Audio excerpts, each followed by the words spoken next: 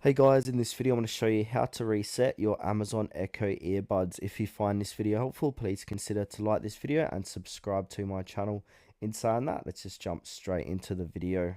Okay, so the first thing what we need to do is unpair and forget the device. So open the Alexa app on your smartphone, navigate to devices, all devices, and select your Echo Buds. Then tap forget device to remove them from the app.